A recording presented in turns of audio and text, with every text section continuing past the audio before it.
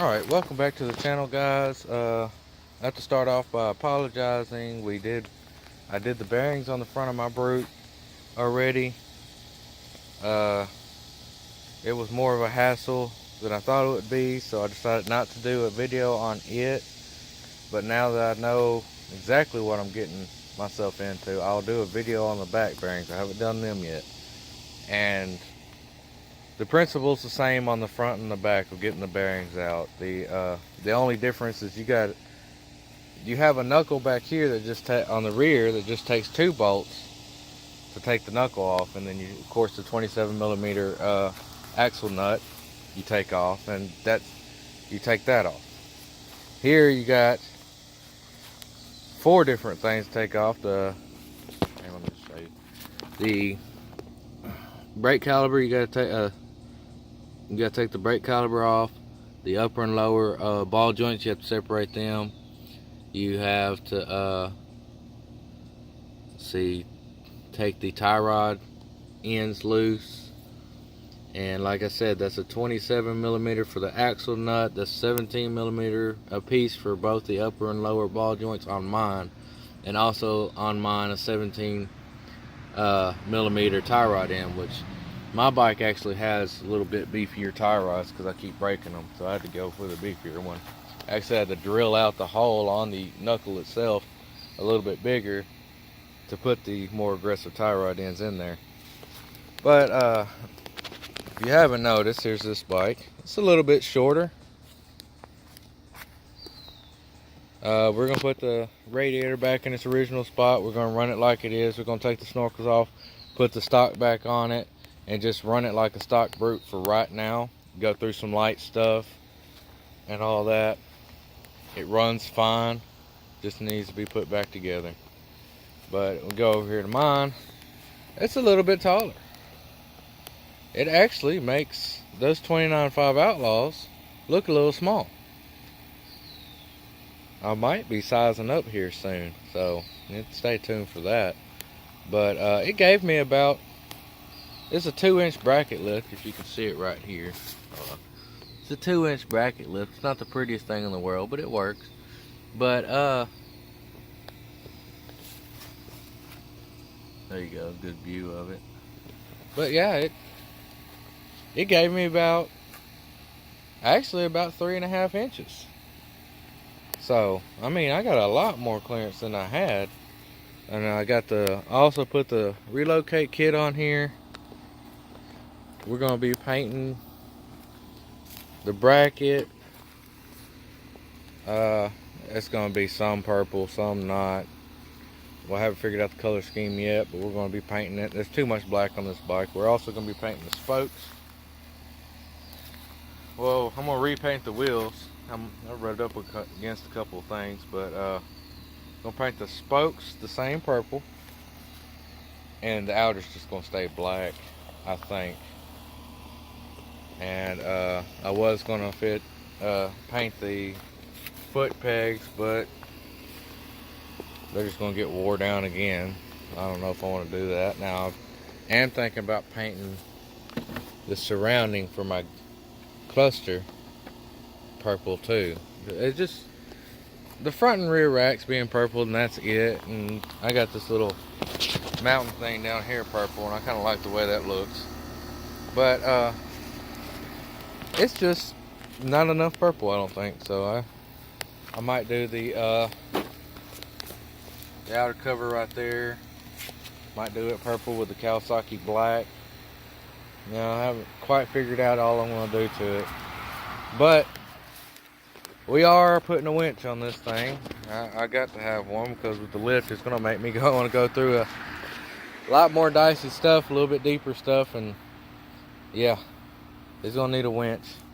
So we got it ain't the best, it's just a Super ATV winch, and I need to clean up the cable. Probably replace the cable, clean up the outside. We actually took it off the Cat over there, and we're going to put it on there. We took the mounting plate off of this bike, and it's sitting over there on that TV. Need to get rid of that thing too.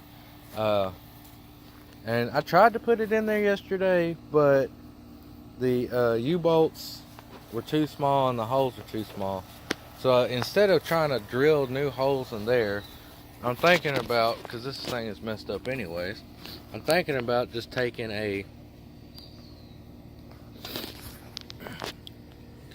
something and bending this part in right here. Oh, let me get to it.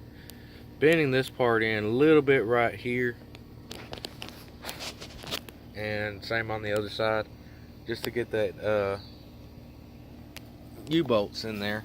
And the backs, they run fine. I just need to get the front ones in, so I'm thinking about doing that. But yeah, there she is. We measured about 3.5 inches taller. Still got the same amount of power. Haven't lost any power. I have lost a little bit of speed, but I ain't worried about it.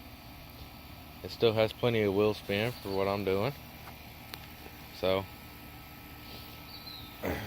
shoot me comments on anything else you want me to do. I might be putting some halos in it. I'm definitely going to do something with this front bumper. Do something with the front bumper. Might be looking in some different wheels and tires for it. I don't know what I want to go with yet. Everybody talks bad about Silverbacks. Everybody talks good about Outlaws. And that's what I've been running on it. These are starting to get a little wore though. So it's time to get something different. I notice I haven't had as much grip as I've used to. So too much riding it on the road, I guess. But going to be sending the seat off shortly to get recovered. And so I'm picking out fabric and stuff I want for it and design. It's going to have a little bit of the purple tied into it too. So I'm going to try to here and there tie in that purple, because there's just not enough of it. But that's about all I got for you today. I still got some work to do on her, but I got a lot done to her. So, but oh, I also got one more thing to throw in. There may be another brute. And we got 2 already. There may be another brute. Got a guy that's been talking. He wants an Arctic Cat 500 to build. He says it don't have to run at all. So I told him what was wrong with it. We've been talking for a little bit, and it's another 750. It's a 2009, same year as mine. It's got it's got 32 on 14-inch MSA wheels. It's a kind of a copper orange. It's kind of a mix between orange and copper, but beautiful plastics. And the seat, nothing wrong with it. And the bike itself just needs a fuel pump. Might be taken out of there, don't know. But probably just gonna buy a new one. But it just needs a fuel pump. But the bike itself is pretty nice. It's a pretty nice rig. I'm kind of liking it. It might replace this one. I don't know. Depends on how it runs once you get the fuel pump in it. But yeah, that's my brother's bike.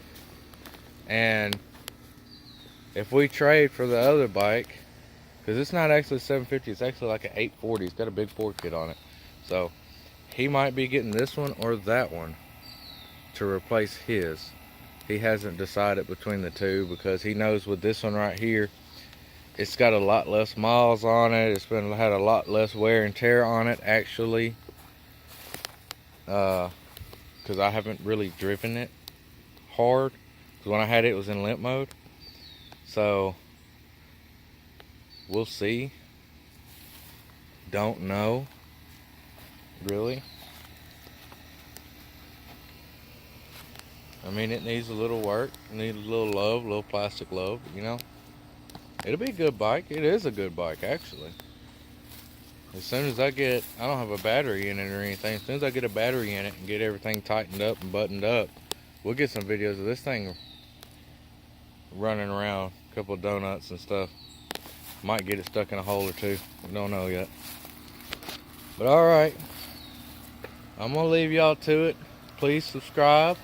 Southern Working Mud.